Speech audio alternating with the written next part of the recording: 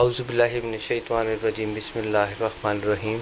ہم اپنے آج کے پروگرام کی نشست کا آغاز کرتے ہیں، اور سب سے پہلے میں گزارش کروں گا قاسم چودھری سے کہ وہ تلاوت قرآن پاک سے آج کا پروگرام شروع کریں۔ اعوذ باللہ من الشیطان الرجیم،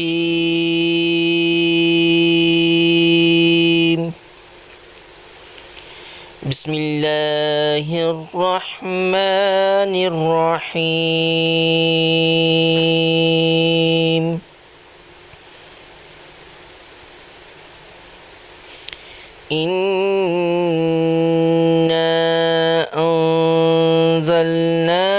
فی لیلۃ القدر وما ادراک ما لیلۃ القدر لیلۃ القدر خیر من الف شہر تنزل الملائکۃ والروح فیہا بإذنہ رب من کل امر سلام ہی حتی مطلع الفجر، صدق اللہ العلی العظیم۔ ہم پروگرام کا باقاعدہ آغاز کرتے ہیں، اور آج کا ہمارا موضوع جو کہ امام زمانہ امام مہدی علیہ السلام کی والدہ محترمہ کی سوانح حیات سے متعلق ہے، تو اس میں میں گزارش کروں گا مولانا سید نوید اصغر شمسی صاحب سے کہ ہمیں ان کے متعلق بتائیں۔ اللہ من الشیطان الرجیم، بسم اللہ الرحمن الرحیم۔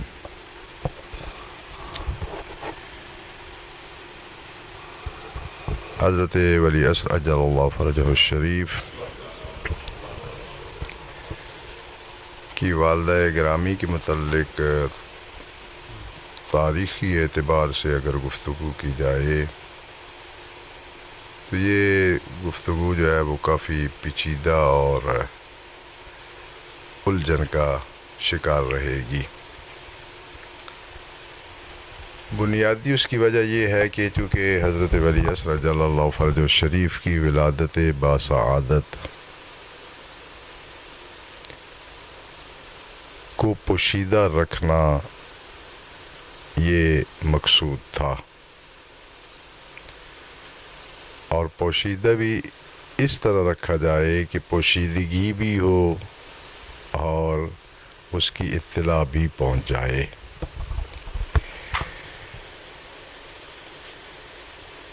اور جو بن العباس کا اس وقت کا حاکم تھا، انہوں نے باقاعدہ خواتین میں جو ہے اپنی جاسوس خواتین مقرر کی ہوئی تھیں جو امام حسن عسکری علیہ السلام کے گھر میں باقاعدہ جا کے چیکنگ کرتی تھیں۔ وہاں جو کنیزیں رہتی تھیں خواتین جن سے زوجیت کی محرمیت ہو سکتی ہے، ممکن ہو یا ممکن تھی، ان پہ وہ خاص نگاہ رکھتی تھیں۔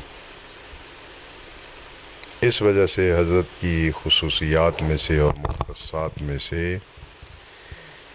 ایک خصوصیت یہ بیان کی گئی ہے کہ جس طرح کہ حضرت موسیٰ علیہ السلام کی مادر گرامی کی نسبت حق تعالیٰ نے ایک خصوصی سنت جاری فرمائی کہ ان کا حمل کسی پہ ظاہر نہیں ہوا، حضرت موسیٰ علیہ السلام کا مخفی رکھا حق تعالیٰ نے۔ تو یہ خصوصیت جو ہے وہ حضرت ولی عصر اجل اللہ فرجہ الشریف کی والدہ کی نسبت بھی اپنائی گئی اور حمل کو پوشیدہ رکھا گیا۔ حتیٰ ولادت کی رات بھی جب حکیمہ خاتون علیہ السلام وہاں بی بی کو دیکھ رہی تھیں تو صبح کا جب ان سے کہا گیا، صبح کی نماز کا وقت آ گیا، تو انہوں نے کہا تھا کہ ان پہ تو کوئی حمل کے آثار ہی نہیں ہیں، آپ تو فرما رہے تھے۔ تو مولا نے جواب میں فرمایا تھا کہ پھوپھی آپ یقین رکھیں، اللہ کا امر واقع ہو کر رہے گا۔ تو یہ ایک سب سے بڑا معمہ اور اس مشکل کی وجہ سے اس شخصیت کی تعیین میں تاریخی طور پہ بہت بڑا مسئلہ کھڑا ہو گیا ہے۔ بنیادی طور پہ یہاں ایک نقطہ آپ کی خدمت میں عرض کرنا چاہتا ہوں، اور بہت سے لوگوں کی اس کی طرف توجہ نہیں ہے۔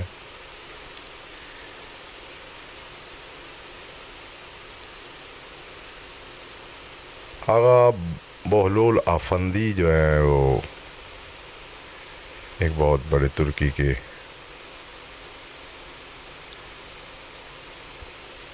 اہل سنت عالم الدین ہیں۔ انہوں نے ایک 70-80 صفحے رسالہ لکھا جس میں انہوں نے اس چیز کو موضوع تاریخ بنایا ہے کہ تاریخ نے اہل بیت پہ ظلم کیا ہے۔ یہ ان کا موضوع ہے اس پوری گفتگو میں۔ بڑا قیمتی رسالہ ہے۔ اور پھر جناب صدیقہ طاہرہ جو ہے ان کی ہی اولاد پہ صرف مسلمانوں نے ظلم کیے ہیں، جبکہ بنی ہاشم جو ہے وہ ان کے علاوہ بھی تھے، تو اس کی بھی انہوں نے وجہ بتائی ہے۔ انہوں نے کہا ہے کہ تاریخی طور پہ اس حقیقت سے کوئی شخص انکار نہیں کر سکتا کہ در حقیقت اہل اسلام کی دشمنی جو ہے وہ جناب صدیقہ طاہرہ سے ہے۔ جس شخص کی بھی آپ سے نسبت ہوتی ہے، اہل اسلام کا رویہ اس کے متعلق منفی ہو جاتا ہے۔ اتنی ازواج ہیں، سب ازواج کی تعریفیں کرتے ہیں، جناب خدیجہ بھی کی تعریفیں کرتے ہیں، لیکن جو مشکل وقت جناب السلام علیکم جناب خدیجہ علیہ السلام نے گزارا ہے سرکار دو عالم کی معیت میں، وہ کسی زوجہ کو نصیب ہی نہیں ہوا۔ لیکن آپ 60-70 جلدیں بھی اسلام کے متعلق آپ کو ملیں گی، مسلمانوں نے لکھی ہیں۔ جناب خدیجہ کے متعلق 1.5-2 صفحے سے زیادہ آپ کو تاریخ میں کچھ بھی نہیں مل سکتا۔ بہرحال انہوں نے مثالیں دی ہیں، انہیں اس چیز کو چھوڑیں، یہ کیا ہے ہمیں اس سے۔ تو انہوں نے کہا کہ دیکھیں یہ عجیب بات ہے کہ نواسۂ رسول نے کربلا میں جب آخری نماز پڑھی ہے، شیعہ روایات کے مطابق 35,000 جو ہیں وہ مارنے والے تھے۔ یہ جو 9 لاکھ یہ سب بکواس بازیاں، اس کا حقیقت سے کوئی تعلق نہیں ہے۔ 35,000 جو ہیں وہ زیادہ زیادہ وہاں لوگ اکٹھے تھے۔ اب 35,000 بندے جو ہیں وہ تیر کا نشانہ لگا رہے ہیں ایک شخص کو، ایسے ہلکا بنایا ہوا ہے اور نشانہ لگا رہے ہیں۔ تیر کے نشانے میں جو ہے وہ بندے کو یہ پتہ نہیں چل سکتا کہ بندہ کتنی بلندی پہ کھڑا ہے یا پستی پہ کھڑا ہے۔ تاریخی طور پہ یہ اختلافی بات ہے کہ حضرت آخری مرتبہ جب گئے ہیں میدان کربلا میں تو گھوڑے پہ سوار تھے یا اونٹ پہ سوار تھے۔ اب اس سے یار زیادہ کیا ہو سکتا ہے کہ 35,000 بندہ جو ہے وہ ایک بندے کو تیر کا نشانہ لگا رہا ہے۔ تو تیر کے نشانے کے لیے اونٹ پہ بندہ سوار ہو یا گھوڑے پہ سوار ہو تو نشانے میں فرق تو ہوگا نا۔ اچھا، کربلا سے قافلہ چلا ہے، شام گیا ہے، شام سے واپس آیا ہے کربلا۔ جب گیا ہے تو قافلے کے آنے سے پہلے ایک دن اعلان ہو جاتا تھا یہاں سے وہ گزرنے ہیں، دھوم دھام مجمع دیکھنے والا ہے۔ شام میں رہا، وہاں سے واپس کربلا آ گیا۔ تاریخی طور پہ یہ بات اب تک طے نہیں ہو سکی کہ اسی سال کا چہلم قافلہ کربلا میں پہنچ گیا تھا یا آئندہ سال کے چہلم میں۔ 1 سال تھوڑا عرصہ ہے، جانے کا بھی آپ کو علم ہے، آنے کا، چونکہ جب گئے تب بھی اہل شام کو باقاعدہ تنبیہ کی گئی، لوگ اکٹھے ہوئے۔ جب آئے تو اب فاتح کی حیثیت سے آ رہے ہیں، اور بی بی پاک نے جو ایک شرط رکھی تھی کہ 3 دن چونکہ ہم نے اپنے دنیا سے جانے والے پیاروں کا غم نہیں منایا تو 3 دن ہمیں شاہی محل میں اجازت دی جائے، ہم ان کا غم منا سکیں۔ 3 دن وہاں دنیا جاتی رہی ہے نواسۂ رسول کا افسوس کرنے، اہل شام جاتے رہے ہیں اور واپسی کا 1 سال کا فرق ہے، تو اس سے بڑی غداری کیا ہو سکتی ہے؟ اہل بیت علیہ السلام کی تاریخ کو مسخ کرنے میں ہمارے ایک استاد محترم، اللہ پاک ان کو صحت و سلامتی دے، آغا جعفر سبحانی، بڑی ان کی کتابیں اچھی، انہوں نے ایک جملہ کہا تھا، انہوں نے کہا تھا کہ دیکھیں انسان جب کوئی بھی حق کا پیغام لے کے قیام کرتا ہے تو دشمن کی پہلی چال یہ ہوتی ہے کہ اسے خریدتا ہے، لالچ دیتا ہے، پھر اسے ڈراتا دھمکاتا ہے۔ یہ دوسرا، ان دونوں میدانوں میں اگر ناکام ہو جائے تو پھر اس کی تیسری جو بڑی سازش ہوتی ہے وہ ہوتی ہے کہ اس کی سیرت کو داغدار کرتا ہے تاکہ اس کا جو جادوئی اثر نسلوں پہ جانا ہے، انسانی معاشرے کے ذہنوں کو اس نے جو نورانیت بخشنی ہے وہ سلسلہ ختم کر دیا جائے۔ سرکار دو عالم کے ساتھ بھی یہی کیا گیا۔ یعنی بڑی عجیب بات ہے، اہل سنت شیعہ سب متفق ہیں آپ کی حدیث کی کتابیں کہ سرکار نے اپنی زندگی کے آخری جو سال ہے 1-2 اس میں باقاعدہ فرمایا کہ میرے پر جھوٹ بولنے والوں کی کثرت ہو جائے گی۔ یہ سرکار کی زندگی میں بات ہو رہی ہے، بعد کی بات نہیں ہے۔ یعنی دشمن کتنا منصوبہ ساز اور دقیق، اور سرکار دو عالم کے متعلق ایسا کچھ لکھ دیا ہے کہ یقین فرمائے کوئی اسے دیکھے تو نبی ہونے کا تصور کیا ہے، ایک مہذب انسان بھی حضرت کو نہ سمجھے۔ یہ ہے دشمن کی چال کہ جب وہ ہر میدان میں جو ہے وہ شکست کھا گیا تو شخصیت کا وہ نمونہ بنا دیا کہ کوئی شخص اس سے متاثر ہو ہی نہیں۔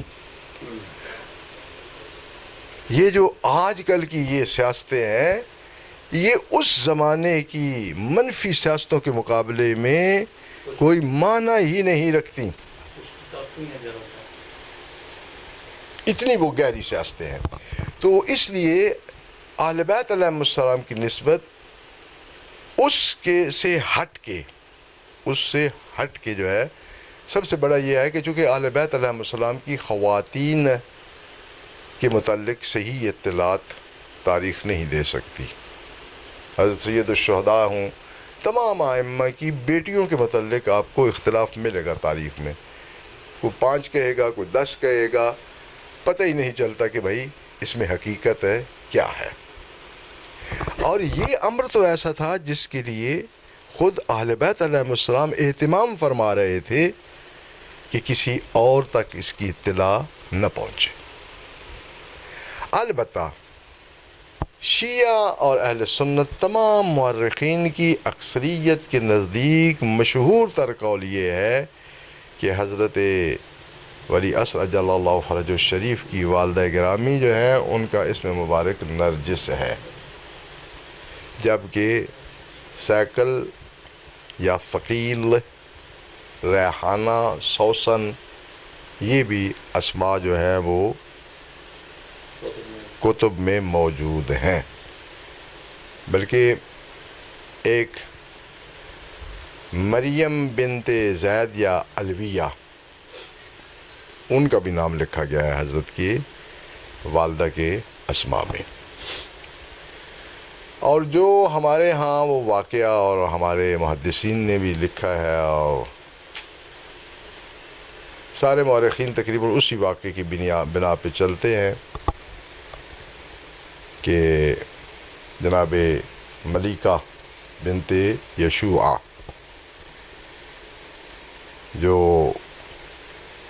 بادشاہ تھے کیسر کے اور روم کے، کہ ان کی یہ بیٹی ہے اور ان کا نام ہے ملیکہ، اور نرجس کا جو ہے وہ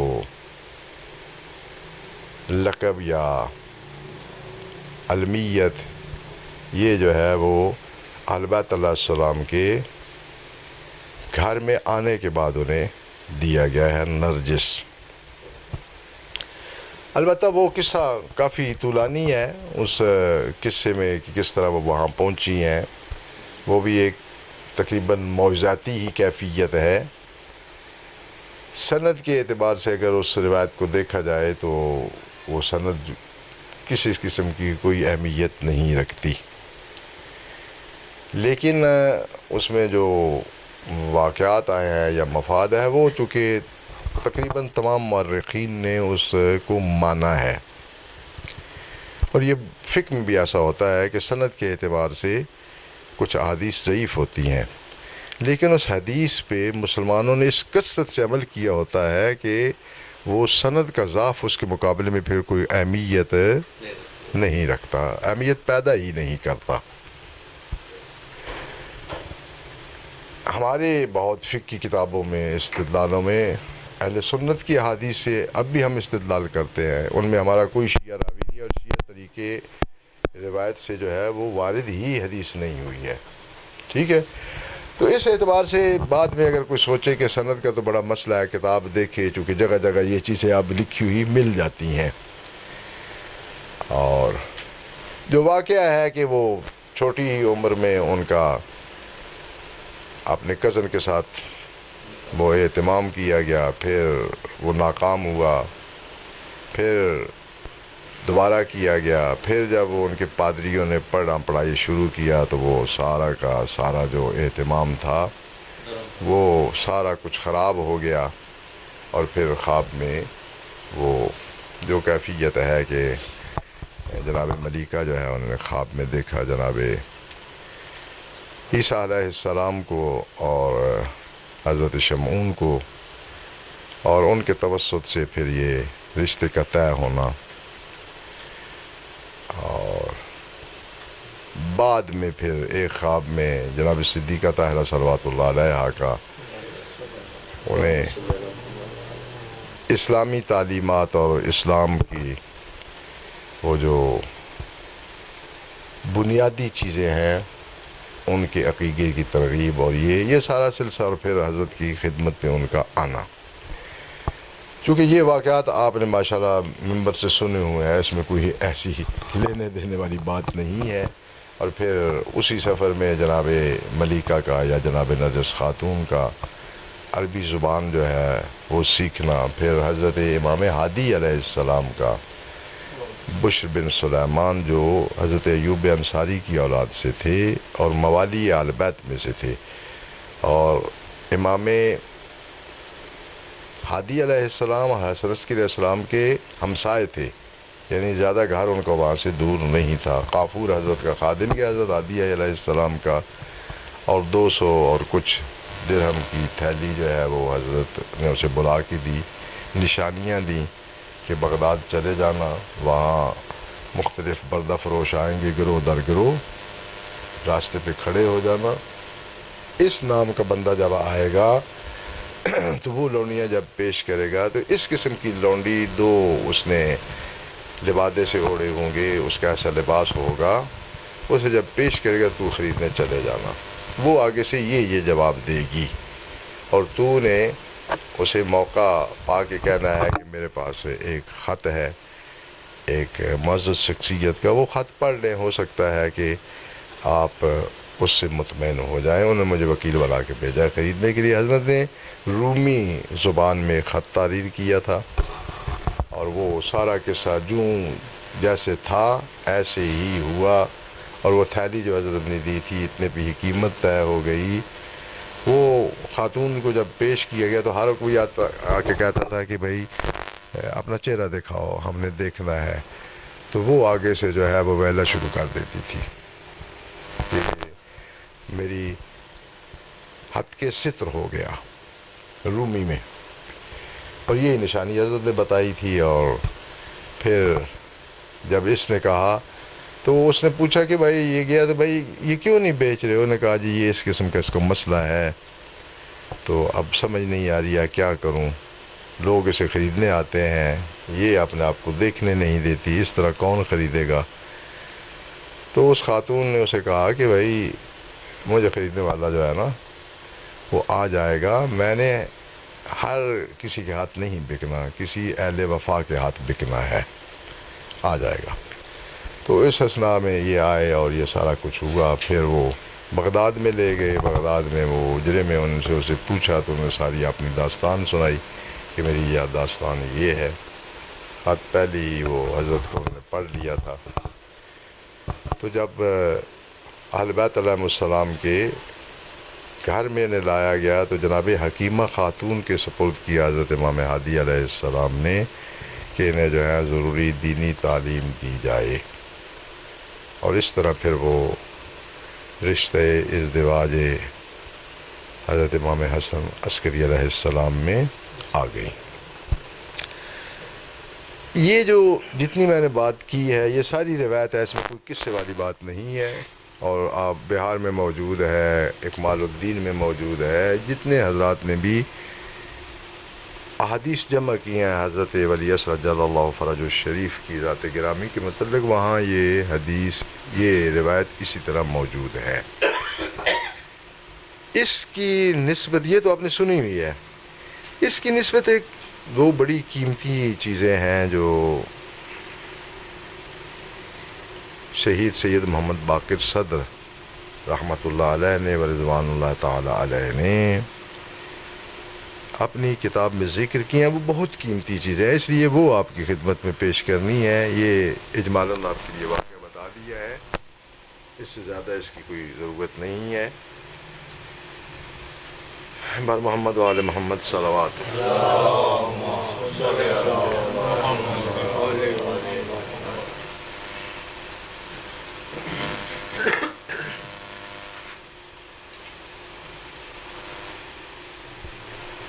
اچھا، اس سے پہلے یہ جو عرض کی تھی، یہ متعدد علماء دین نے اور ذکر کیا ہے بات جو میں نے پہلے عرض کی تھی۔ میں یہاں پر الزام الناصب آغا یزدی حائری کی کتاب سے یہ متن پڑھ رہا ہوں۔ وقت اخفى اللہ عز وجل حمل امہ نرجس فاطمہ بنت یوشع کیسر الروم عن عامة الناس کما اخفى حملہ ام موسیٰ عن فرعون و قومہ، کہ حضرت نرجس خاتون کے حمل کو خداوند متعال نے عام لوگوں سے مخفی رکھا، جس طرح کہ حضرت موسیٰ علیہ السلام کی والدہ گرامی کا حمل جو ہے وہ فرعون اور اس کی قوم سے اللہ نے مخفی رکھا۔ ما ان الکہنۃ والمنجمین قد عینوا سنۃ ولادتہ، جبکہ اس زمانے میں جو ہے حضرت موسیٰ علیہ السلام کی ولادت کا سال اور وہ سارے ان مشخصات ان کے کاہنوں نے اور ان کے نجومیوں نے معین کر رکھے تھے، اس کے باوجود حق تعالیٰ نے اسے مخفی رکھا۔ تو اسی طرح یہاں پر بھی انہوں نے منجمین سے وہ اپنا کوئی رابطہ رکھا ہوا تھا۔ الی ان بعث المعتمد العباسی القوابل سرًا، معتمد عباسی نے دایا جو ہے وہ مخفیانہ طور پر بھیجیں، و امرہن، اور انہیں حکم دیا کہ ان یدخلنا دورا بنی ہاشم، کہ وہ بنی ہاشم کے گھروں میں داخل ہو جائیں، صرف امام تک نہیں، سیما دار العسکری علیہ السلام، خصوصاً امام حسن عسکری علیہ السلام کے بلا استئذان، بغیر اجازت کے جانا ہے، یعنی اچانک سے، جیسے ہمارے ہاں ریٹ ہوتا ہے اس کیفیت کا۔ وفی ای وقت کان، اور کسی بھی وقت میں یہ کرنا ہے، لیفتشنا اثراہ، تاکہ اس حمل کے آثار کی تفتیش کر سکے کہ کسی خاتون میں ایسی کوئی علامت تو نہیں پائی جا رہی، وَيَطَّلِعْنَ خَبْرَهُ، اور اس کی خبر پر اطلاع پیدا کر سکے، إِلَىٰ أَن نَّوَّرَ قَوْنَهُ بِقُدُومِهِ إِلَىٰ عَالَمِ الْوُجُودِ، اور انہیں ڈیوٹی یہ لگائی گئی تھی کہ حضرت کی ولادت باسعادت تک یہ کام آپ کے ذمے ہے، یعنی ایک دن کا کام نہیں ہے کہ چیک کر کے آ گئیں۔ فرض کرو 2 مہینے 4 مہینے 6 مہینے پہلے اگر یہ آرڈر دیا گیا ہے تو بھائی 6 مہینے میں آپ کا یہی کام ہے، اچانک کسی وقت بھی جانا ہے گھروں میں بنی ہاشم کے، اور اس حمل کے متعلق اطلاع پیدا کرنی ہے۔ اب بتائیں اس ماحول میں حضرت ولی عصر عجل اللہ فرج الشریف کی والدہ رہ رہی ہیں، جو بھی والدہ ہیں، اب نام میں تو اختلاف ہو سکتا ہے، بالآخر والدہ تو ہے لیکن اس سنگین ماحول میں رہ رہی ہیں کہ 5-6 مہینے 7 مہینے 8 مہینے، ظاہر ہے ایک دن کا تو یہ کام نہیں ہے کہ ولادت سے ایک دن پہلے کہا ہو. وہاں باقاعدہ عورتیں معمور کی گئی ہیں جو بنی ہاشم کے گھروں میں جاتی ہیں ہر روز، اور جب چاہیں انہیں جانے کی اجازت ہے اور کسی سے اجازت لینے کی ضرورت نہیں ہے، یہ سرکاری آرڈر ہے. تو وتولد عجل اللہ فرجہ الشریف قبل وفات ابی بن سنتین.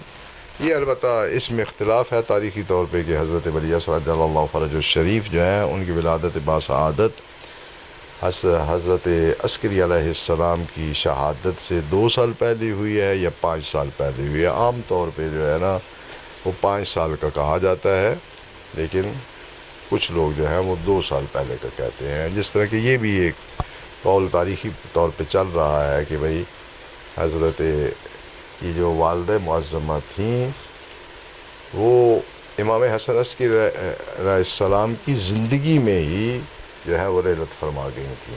یہ بھی ایک قول ہے، اگرچہ زیادہ یہ مشہور ہے کہ حضرت کی والدہ جو ہے وہ امام حسن عسکری علیہ السلام کی شہادت کے وقت جو ہے وہ زندہ تھیں اور ان کے بعد جو ہے ان کی رحلت ہوئی ہے. تو یہ ایک تو ہو گیا مسئلہ کہ اس سے اس کی تشبیہ ہے جو حضرت موسیٰ علیہ السلام کی ولادت کے سلسلے میں حق تعالیٰ نے اہتمام کیا تھا، وہی اہتمام یہاں پر بھی موجود ہے. اور وہ حضرت حکیمہ علیہ السلام کی جو روایت ہے شب ولادت والی، اس میں بھی اس کی تصریح آئی ہوئی ہے کہ جب حضرت نے کہا تھا کہ اس سے ہوگا تو انہوں نے کہا تھا کہ آثار کوئی نہیں ہے، تو انہوں نے فرمایا تھا کہ اللہ کے امر کا انتظار کرو. ٹھیک ہو گیا جی. اور دوسرا یہ آگے بات بڑھانے سے اس روایت کے متعلق بعد میں کرتے ہیں. دوسری ایک دلچسپ بات جو ہے وہ بعض علماء کرام نے نقل کی ہے کہ حق تعالیٰ نے جو حضرت یوسف علیہ السلام کی سنت حضرت ولی عصر عجل اللہ فرج الشریف کو وہ جو صفت اور وصف تھا وہ جو عطا کیا تھا اس کی طرف بھی اشارہ کیا ہے. اور یہ بھی اسی جاسوسی کے سسٹم میں، چونکہ جاسوسی حضرت کی ولادت باسعادت کے بعد بھی اسی طرح باقی رکھی گئی تھی کہ اب بچہ ہے، اب تو جو ہے وہ پکڑا جائے گا. اب بچہ ہے تو اچانک جائیں کسی وقت دودھ پلاتی دیکھ لیں گے یا بچے کو کھیلتے ہوئے دیکھ لیں گے. تو اس لیے یہاں پر یہ بڑا واقعہ اہم ہے، وہ یہ ہے کہ ایک دن حضرت کی ولادت کے بعد کچھ زیادہ ٹائم نہیں گزرا تھا، سمجھے کہ مہینے یا دنوں کا وقت گزرا تھا. تو ظاہر ہے کہ جب حضرت کی ولادت باسعادت ہوئی تو خبر تو پھیل گئی تھی کسی نہ کسی طریقے سے. اب ان کی بھی حساسیت بڑھ گئی، انہوں نے بھی زیادہ آنا جانا شروع کر دیا، اپنی جو ہے وہ کارکردگی جو ہے اس میں بہت تیزی لے آئی.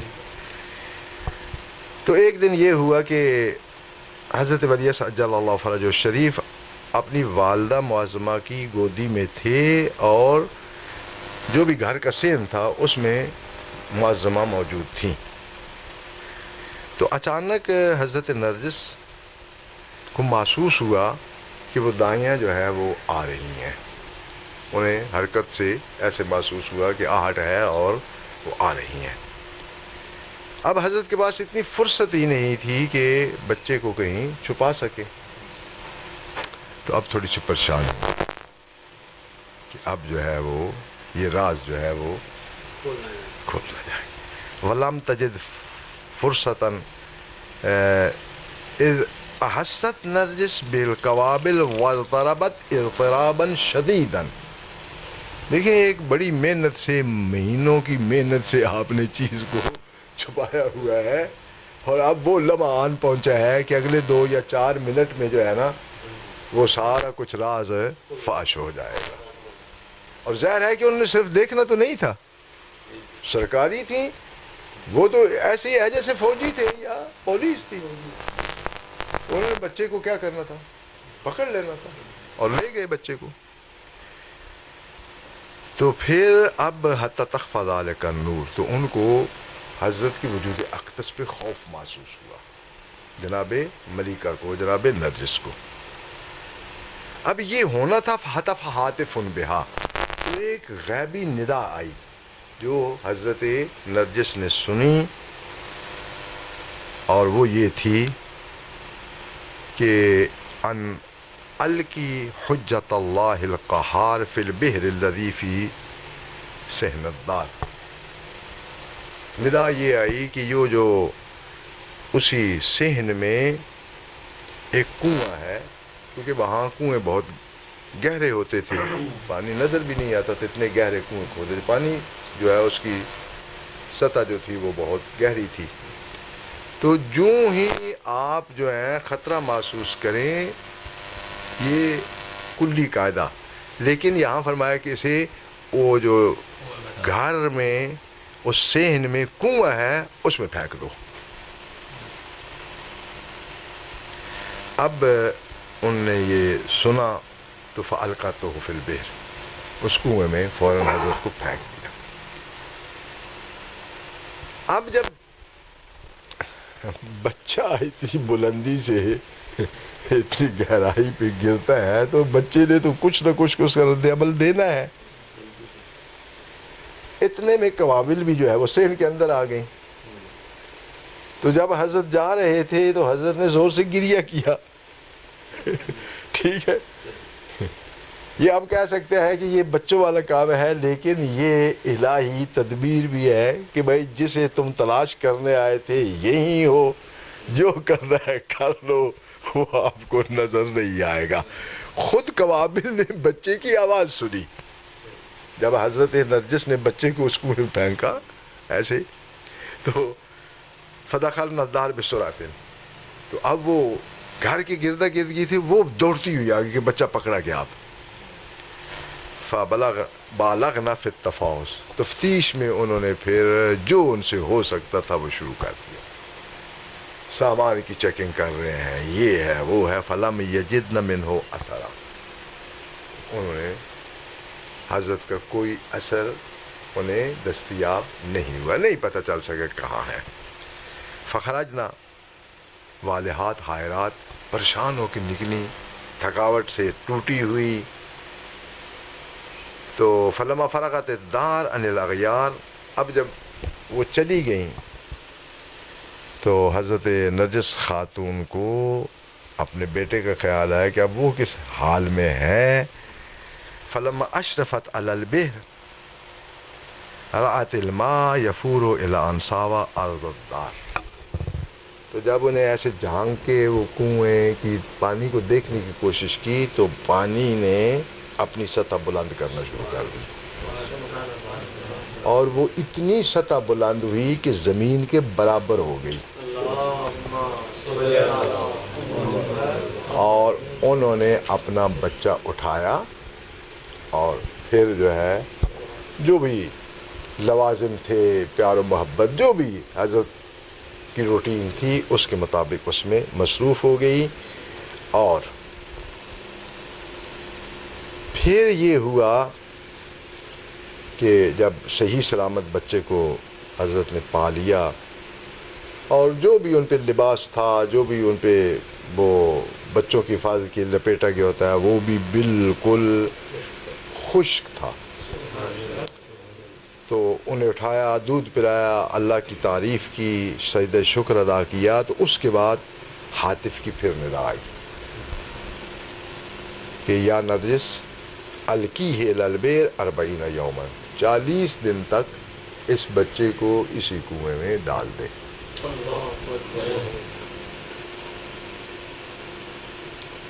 تو صرف حضرت کو جب جناب نرجس دودھ پلانا چاہتی تھیں، لباس تبدیل کرنا چاہتی تھیں، جاتی اس کنویں کی پانی کو دیکھنے کی کوشش کرتی تو پانی کی سطح بلند ہونے شروع ہو جاتی اور زمین کے برابر ہو جاتا. وہ بچے کو اٹھاتی، غذا دیتی، کپڑے تبدیل کرنے ہوتے کرتی اور پھر وہیں جا کے اسی پانی کی سطح پہ چھوڑ دیتی، پھر وہ پانی جو ہے غائب ہو جاتا، نیچے چلا جاتا۔ تو یہ فمتا ان تسترضعہ نصلہ الیک، جب بھی تو اسے دودھ پلانا چاہے گی تو ہم یہ بچہ تجھ تک پہنچا دیں گے۔ یہ اس عاطفے کی جو ندا تھی اس کے الفاظ ہیں۔ فکانت کلما ارادت ارضاہ تاتی لشفیر البئر فیفور الماء، وہ آتی اس کنویں کے کنارے پہ تو پانی جو ہے وہ ابلنا شروع ہو جاتا، اس کی سطح بلند ہونا شروع ہو جاتی۔ وحجت اللہ فوقہ، اور اللہ کی حجت اس پانی کے اوپر ہوتی۔ فتاخذہ وترضہ وتقر عینھا بجمالہ وتردہ الی البئر۔ تو گویا کہ یہ ایک وہی کام جو حضرت یوسف علیہ السلام کے لیے ان کی زندگی میں ہوا تھا کہ انہیں بچپن میں پھینکا گیا، کنویں میں حضرت گئے اور پانی میں زندہ رہے، پانی میں زندہ رہے، اور یہاں تک زندہ رہے کہ پھر وہ قافلے والے آئے اور انہوں نے پھر ڈول کے ذریعے سے حضرت کو نکالا۔ تو جو چیز اس روایت کی نسبت وہ آپ کی خدمت میں عرض کرنا ضروری تھی، اور شہید باقر صدر رحمۃ اللہ علیہ کی وہ بہت ہی اہمیت والی انہوں نے اس حدیث کی نسبت وضاحتیں دی ہیں، وہ اب آپ کی خدمت میں عرض کرتا ہوں، چونکہ وہ اس پہ اتنا کچھ اکٹھا ہوتا ہے کہ بندے کو انتخاب کرنے کے لیے بھی بڑا مسئلہ بن جاتا ہے، غیبہ بھی کہہ دیتے ہیں۔ تو یہ انہوں نے اس میں اسی حدیث کو جو ہے نا وہ ذکر کیا ہے، جو حدیث یا جو واقعہ جس کا مختصر سا جو آپ کو وہ مفہوم بتایا ہے، تو اس کی نسبت انہوں نے ایک تو یہ کہا ہے کہ بھئی چونکہ حضرت نرجس کے 3-4 نام ذکر کیے گئے ہیں، انہوں نے کہا یہ خاندانی وہاں کی رسم تھی عرب قبائل کی کہ وہ اپنی جو لونڈیاں ہوتی تھیں ان کی کسی مناسبت سے نام اسے دے دیتے تھے۔ نرجس وہ پھول ہے، تو اسی طرح جو انہیں اس کے کسی اخلاق سے یا اس کے اٹھنے بیٹھنے سے یا بدن کے اعضاء میں سے کسی چیز سے کوئی چیز مناسبت رکھتی ہوتی تھی تو وہ اس کو نام دے دیتے تھے۔ تو ہو سکتا ہے کہ یہ جتنے نام کہے گئے ہیں، سوسن ہے، یہ نرجس ہے، سیقل ہے، ثقیل ہے، یہ جتنے کہے گئے ہیں نام، اور خمت بھی کہا گیا ہے، تو یہ واقع نہیں ایک خاتون کے نام ہوں، یہ بھی ہو سکتا ہے، کیونکہ مناسبتوں سے جو ہے ایک خاتون کے وہ نام دے دیے گئے ہوں، لہذا اس میں کوئی ایسی وہ عجوبے والی اور کوئی اچھوت چیز نہیں ہے کہ اس کو آپ جو ہے وہ اپنے شک کی بنیاد بنائیں۔ اور دوسری چیز یہ ہے کہ اس زمانے میں جو غلام لائے جاتے تھے وہ غیر مسلم علاقوں سے لائے جاتے تھے، اور غیر مسلم علاقوں سے جو غلام لائے جاتے تھے ان کی ظاہر ہے کہ انہیں عربی زبان پہ تسلط ہوتا نہیں تھا، کوئی 2-4 لفظ جو ہیں وہ سیکھ لیتے تھے اور ان کا کام وہ شروع کر دیتے تھے، اور وہ ان کی خرید و فروخت کرتے تھے اور اپنے کاموں میں جو ہے وہ انہیں مصروف کر دیتے تھے، اور غلام ہی کماتے تھے جس سے اس زمانے کے بڑے لوگ جو ہیں ان کی کمائی سے وہ اپنی زندگی چلاتے تھے۔ یعنی غلام ایک بہت بڑا اقتصادی جو پوائنٹ تھا کہ تجارت ساری وہ انہوں نے کرنی ہے، آپ کی زمینداری اسی غلام نے ساری سنبھالنی ہے، گھر سارا اسی نے سنبھالنا ہے، تو یہ ایک اقتصادی بہت بڑا مہم سبب اور عنصر تھا اقتصاد کو چلانے کا۔ تو بہت سے لوگوں نے مختلف غلام رکھے ہوئے تھے زمینداری کے لیے اور اپنی خدمت گار کی خدمت کے لیے اور تجارت کے لیے، اور غلاموں کو ہی یہ چیزیں سب تعلیم دی جاتی تھی، تجارت کے اصول، یہ وہ صنعتیں انہیں کو تعلیم دی جاتی تھی، اور وہ صنعتیں جو ہیں ان کے مطابق وہ دکانیں بناتے تھے اور مالک کو شام کو آ کے کمائی دیتے تھے۔ لہذا یہ بہت بڑا ایک اقتصادی جو ہے نا وہ سورس تھا اس زمانے کا۔ تو اب ان پہ ہم جو ہیں وہ عربوں والی اب غلاموں کی نسبت کہ ان کا پہلے نام کیا تھا، ویسے کیا ہو گیا، یہ کیا ہو گیا، جب وہ اپنے قبیلوں میں ہوتے تھے یا خاندانوں میں ہوتے تھے وہ وہاں کے مناسبت سے ان کے نام یا ان کو اگر کوئی کنیت دی ہے، کوئی لقب دیا ہے تو وہ وہاں کی مناسبت سے ہوتا تھا، اور جب اس نئے معاشرے میں آتے تھے تو ان کے لیے جو ہے وہ ایک نیا نام اپنی مناسبت سے مل جاتا تھا۔ لہذا یہ کوئی ایسی چیز نہیں ہے کہ جس کے پیچھے ہم اپنا زیادہ وقت ضائع کریں، یہ تو ناموں کی نسبت انہوں نے جواب دیا ہے۔ اب جو ہے وہ خود ان کی نسبت بھی ایک فرمایا ہے کہ دیکھیں یہ اس ماحول سے آئیں اور اہل بیت علیہ السلام کے خاندان کا حصہ بنی، تو اب اس خاندان کی جو اس وقت کی رسم و رواج تھی، ضوابط تھے، روایات تھی، اصول تھے، ان کے مطابق پھر یہاں بھی انہیں نام ملنے ہی ہے۔ اور یہ ایک معاشرے میں ہوتا ہے، گھر میں بھی ہوتا ہے کہ ایک بچے کا باپ جو ہے پیار سے کوئی اور نام پکارتا ہے، بھائی جو ہے وہ اور نام پکارتا ہے، ماں جو ہے وہ کوئی اور نام پکارتی ہے، اور وہ اس کی اپنی وہ کیا کہتے ہیں صلاحیت یا چاشنی، کہ ایک بندے کو اس نے اس حیثیت سے چاشنی دکھائی، اس نے اس مناسبت سے دے دیا، اور ایک بندے کو اس نے اس حیثیت سے چاشنی دکھائی تو اس نے اس مناسبت سے دے دیا۔ لہذا یہ کوئی ایسی پریشانی والی بات نہیں ہے۔ اور تیسری چیز اس میں سب سے بڑی جو اہم ہے، مسلط اکراہی کا تقاضا بھی یہ تھا کہ جس چیز کو مخفی رکھنا ہے اس کی مشخصات بے عین ہی مشخصات جو ہیں وہ مشہور نہ ہونے دی جائیں، ابہام رکھا جائے، ابہام رکھا جائے۔ یہ معنی بیان میں بھی ایک قاعدہ چلتا ہے کہ اگر کوئی ایک ایسی بات کرتے ہیں نا کہ جس کا بعد میں آپ انکار کرنا چاہتے ہیں، انکار یہ نہیں کہ بھئی میں نے کہی نہیں ہے، آپ نے کہا کہ جناب امیر نہیں تقیہ اور شے امیر بڑا ظالم ہے، ٹھیک ہے جناب، اب امیر صاحب کے دو بندے آگے پکڑ کے لے گئے، وہ ہمارے وہ شاعر جو ایک ہیں بڑے مشہور انڈیا کے، آپ تو دنیا میں نہیں رہے، تو انہوں نے کہا کہ میں نے کہیں حکومت کے خلاف بات کی تھی تو رات کو پولیس والے آ گئے، وہ مجھے لے گئے، نہیں ابھی جالب نہیں، انڈیا کے تھے، ابھی یہ کچھ عرصہ پہلے فوت ہوئے ہیں، اور جن کی وہ مشہور و معروف شعر ہے کہ اس گلی میں ہمارا مکان تھوڑی ہے، اس قسم کا ہے، خیر چھوڑے۔ تو وہ بھائی مجھے لے کے گئے تو انہوں نے کہا بھائی تو نے حکومت کے خلاف فلاں مشاعرے میں بات کی ہے، میں نے کہا میں نے سرکار کے خلاف بات کی ہے، تو سرکار صرف انڈیا میں یہ کوئی ہے؟ انہوں نے کہا اچھا ہمیں بچہ سمجھتے ہو؟ تو نے کہا سرکار چور ہے، ہمیں بچہ سمجھتے ہو؟ ہمیں نہیں پتہ کہ کون سی سرکار چور ہے۔ اور پولیس والے کا وہ اس قسم میں کوئی ہے۔ تو ظاہر ہے کہ وہ جو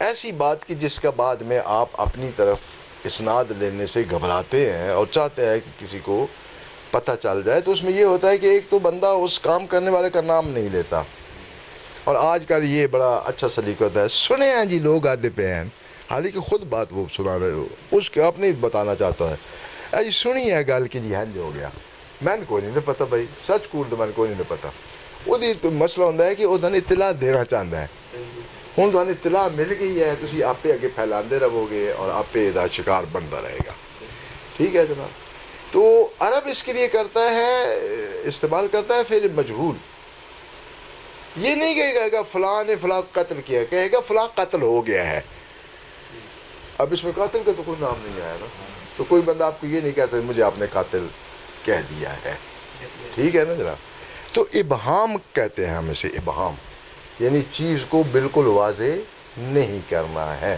قرآن کریم نے یہ بہت سی آیتوں میں جو ہے نا وہ استعمال کیا. ایک آیت میں کہتا ہے کہ یا تم ہدایت پر ہو یا ہم ہدایت پہ ہیں. اب بتائیں, یہ مفہوم کہہ رہا ہوں, بیان نہیں وہ نہیں.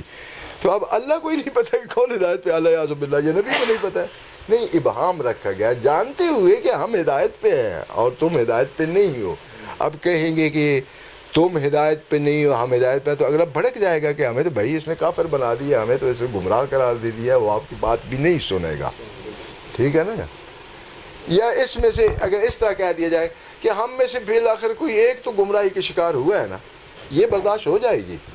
آپ کہیں گے ہم ہدایت پہ ہیں آپ گمراہ ہیں, تو بندہ جو ہے وہ مونچھوں کو تو دے کہ اس وقت ہی آپ کی ہدایت نکال کے آپ کے ہاتھ میں پکڑا دے گا.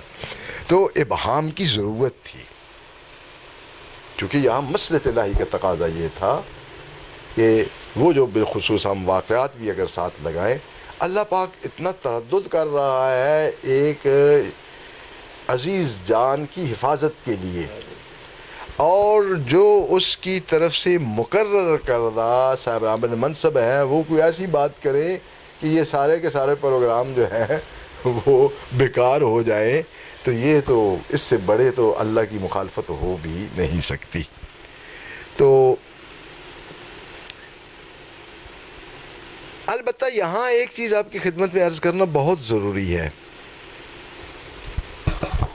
کہ حضرت نرجس کے متعلق اگر آپ کتب میں جائیں اور احادیث میں جائیں تو دو طرح کے واقعات ہیں.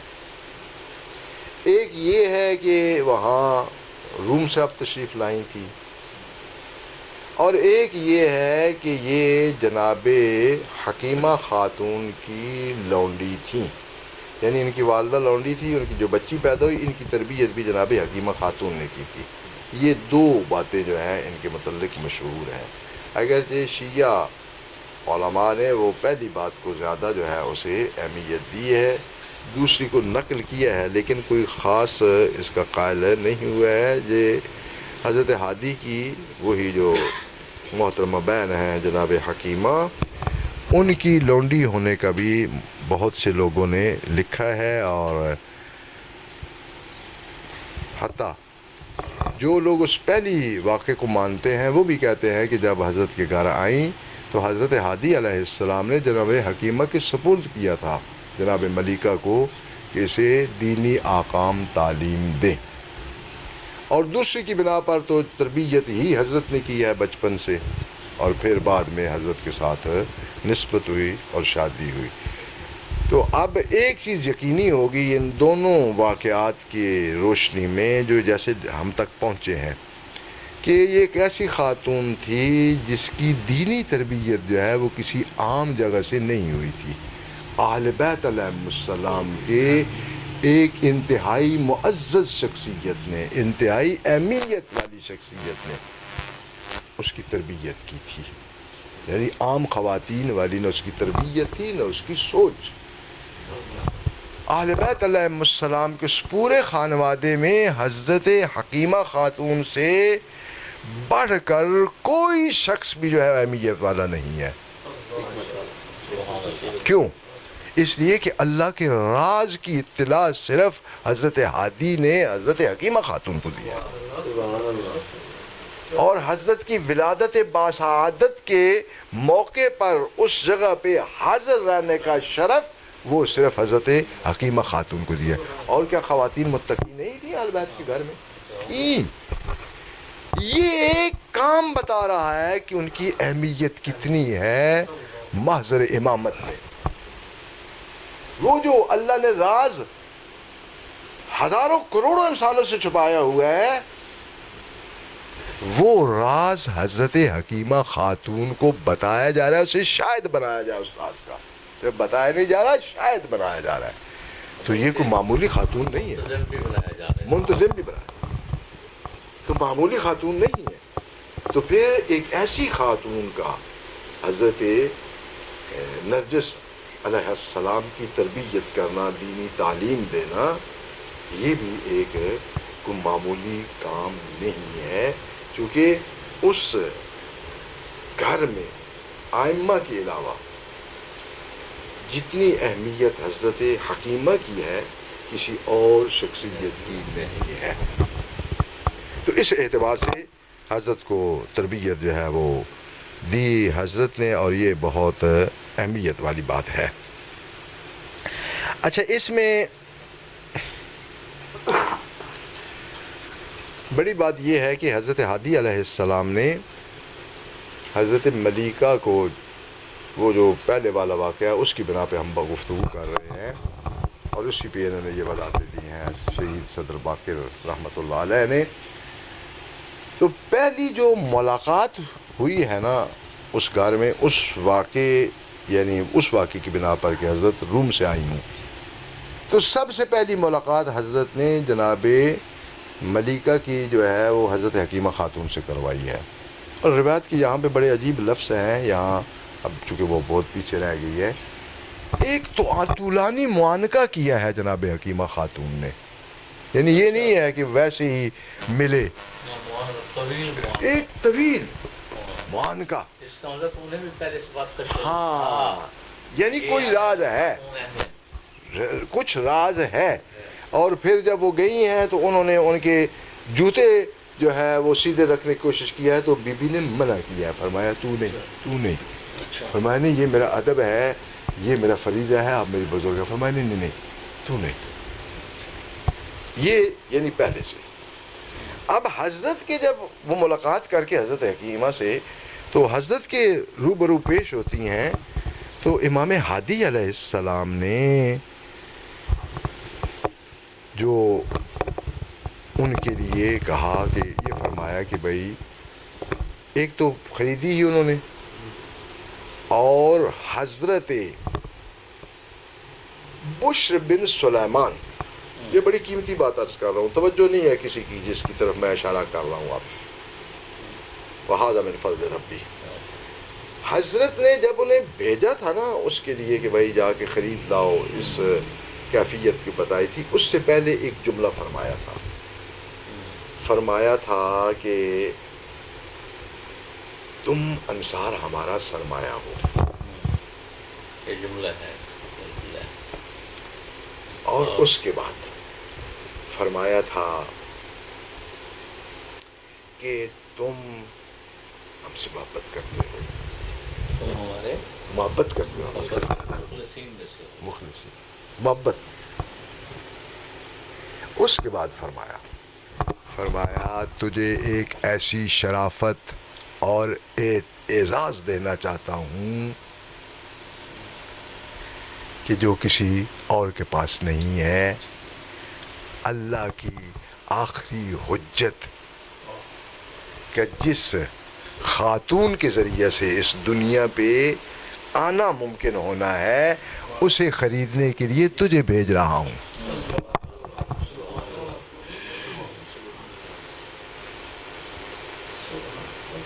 تجھے ایسی فضیلت دے رہا ہوں کہ جو کسی اور کے پاس نہیں ہے، تجھے انتخاب کر رہا ہوں اس فضیلت کے لیے. یعنی اور پھر جب آئیں اور تو تعارف بھی یہی کروایا کہ اس کے بطن سے اللہ کی آخری حجت پیدا ہوگی. اور اس کے بعد یہ ہے کہ یہاں پر انہوں نے لکھا ہے کہ حضرت کے یہ فرمانا، اس سے پتہ چلتا ہے کہ حضرت ولی صلی اللہ فرج شریف کی ولادت باسعادت جو ہے وہ حضرت ہادی علیہ السلام کی یا زندگی میں ہوئی ہے یا ان کے شہادت کے بہت دور عرصے میں نہیں ہوئی، نزدیک عرصے میں ہوئی ہے، کیونکہ حضرت بشارت دے چکے ہیں نا کہ اس بطن سے پیدا ہونا ہے. تو اس میں یہی ہے کہ بھائی اس کے بعد ازدواج ہوئی ہے اور وہ کوئی زیادہ ٹائم نہیں گزرا اس حضرت کی اس گفتگو سے حضرت کی ولادت کے درمیان. اس کے بعد انہوں نے کہا جی کہ اس پہ ہمارے عقیدے کے اعتبار سے اس حدیث پہ یا اس واقعے پہ کچھ اعتراضات کیے جا سکتے ہیں، جن کی نسبت میں اپنے عقائد کے دائرے میں رہتے ہوئے ان کا جواب دینا چاہتا ہوں. البتہ انہوں نے کتاب کے متعدد صفحات جو ہیں ان اعتراضات اور ان جوابات کے لیے خرچ کیا. ان میں سے 2-3 چیزیں میں نے جو ہے وہ یہاں پر منتخب کی ہیں کہ اتنی ساری باتیں آپ کو کہنے کا فائدہ نہیں ہے, کہیں گے مولیوں والی چونچنا سنا کے چلا گیا.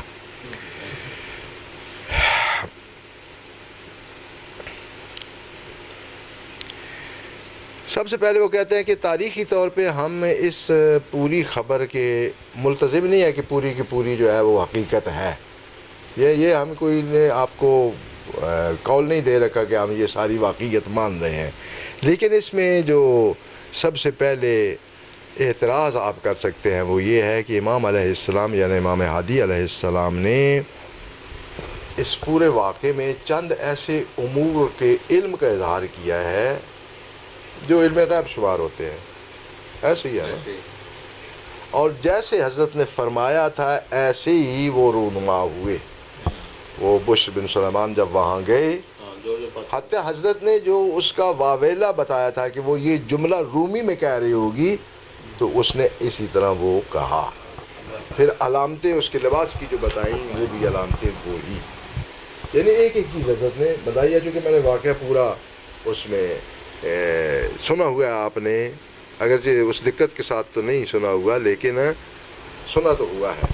تو اس سے تو یہ پھر پتہ چل جائے گا کہ بھائی گویا کہ امام ہادی علیہ السلام علم کا غیب کا علم رکھتے تھے, اور قرآن اور شیعہ کا عقیدہ ہے کہ اللہ کے علاوہ کوئی غیب جانتا نہیں ہے. تو یہ ایک اعتراض ذہن میں آئے گا.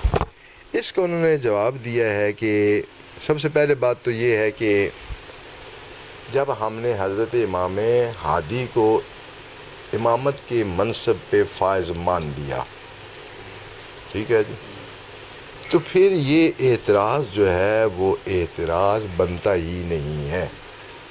کیونکہ سورہ مبارکہ جن اس میں ہے, یا کوئی اور آپ ذہن سے نکل نہ جائے, کہ اللہ جو ہے وہ غیب پر اطلاع نہیں دیتا مگر جسے وہ منتخب کرتا ہے جسے چاہتا ہے. جب منصب امامت پہ مان لیا ہے تو منصب دار کو وہ غیب جنا دے, اس کی اطلاع دے دے, تو یہ تو کوئی عجوبے والی بات نہیں ہے. ہم یہ تھوڑی کہہ رہے ہیں کہ حضرت یا ائمہ کے پاس یا سرکار دو عالم کے پاس جو اطلاعات ہے ذاتی ہے, وہ اس کی عنایت ہے, وہ جسے چاہے اطلاع دے سکتا ہے. یہ تو اس کو کوئی پابندی ہے. اللہ پاک کے ساتھ آپ کا معاہدہ ہے, دستخط کیے ہوئے ہیں کہ بھائی میں نے غیب کسی کو نہیں بتانا ہے, اور یہاں بتا دیا دستخطوں کی خلاف ورزی ہوگی. ہاں وہی تو, یہ تو بہرحال کوئی وہ عقائد سے ٹکراتی والی بات نہیں ہے. انما ندعی ان الامام اذا اراد ان یعلم شیئا علمہ اللہ تعالی ایاہ. ہمارا دعویٰ یہ ہے کہ جب امام یہ ارادہ کرتا ہے کہ کسی چیز کا علم پیدا کرے تو حق تعالیٰ اسے اس کا علم عنایت کر دیتا ہے. جس طرح کہ اس کے متعلق بہت سی جو ہیں وہ احادیث مبارکہ وہ اس کی گواہی دیتی ہیں اور اس کی تائید کرتی ہیں. لہٰذا اب یہ جو ایک آخری حجت الہی کی شخصیت اور اہمیت کی وجہ سے اگر اس کی والدہ کے متعلق کچھ اطلاعات اللہ نے دے دی ہیں تو یہ کوئی عجوبے والا کام نہیں ہے. اچھا, دوسری بات اس میں یہ ہے کہ خواب ہے. حضرت کو خواب آئی ہے جو ہے امریکہ کو, اور یہ آپ کہہ سکتے ہیں کہ بھئی یہ خوابوں پہ, یہ بھی بڑی ایک دنیا عجیب ہے خوابوں والی بھی. پیروں کی دنیا آباد ہے خوابوں کی دنیا سے. اور ہمارے ہاں جو ہے نا وہ شخصیات بنتی اس طرح ہے. خواب میں نے دیکھا ہے جی حضور یہ فرما رہے تھے. بھائی تو نے حضور کو دیکھا ہوا ہے؟ حضور کی شکل میں شیطان نہیں آ سکتا. سنی شیعہ سب متفق. کسی اور شکل میں آ کے کہے میں حضور ہوں, یہ کر سکتا نہیں کر سکتا؟ ماشاء اللہ ہنس گئے پھر تو آپ. او بھائی حضرت کی جس نے حضرت جو ہے وہ جتنے بھی حضرت کی ازواج ہیں مدینے کے رہے انہوں نے حضرت کو دیکھا ہوا تھا. یہ شکل اگر خواب میں آئے گی نا یہ شیطان نہیں ہو سکتی. میری شکل اختیار کر کے اور دوسرے بندے کو کہے کہ میں نبی ہوں، یہ کہہ سکتا ہے نہیں کہہ سکتا؟ او بھائی کہہ سکتا ہے، ڈرو نہیں۔ لہذا یہ خوابوں والا اس طرح مسئلہ نہیں ہے، اور یہ بھی کوئی بات ہے کہ بندے کو ہر کام کے لیے سرکار ہی آ رہے ہیں، یعنی حضرت کو کام کرنے والا نہیں ہے، یعنی اعوذ باللہ اکیلے بیٹھ بیٹھ کے نہ تھک گئے ہیں، یار بے وقوف ہو۔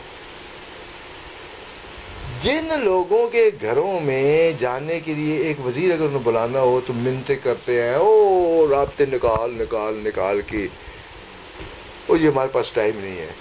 انہوں نے ایسے بنائے ہوئے ہے کہ جیسے کا سرکار کو کام نہیں ہے، آج اس کے گھر آ رہے ہیں، آج اس کے گھر ہے۔ او بھائی خدا دا خوف کرو۔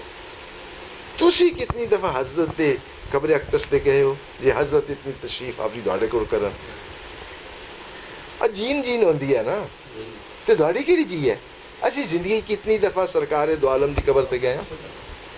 بولو بھائی بولو۔ اور جڑے جاندے بھی ہو حج کرن جاندے ہو، نال وہ بھی لانا لا لیندے ہو۔ میں جی گل پہ کہتا ہوں منو یار،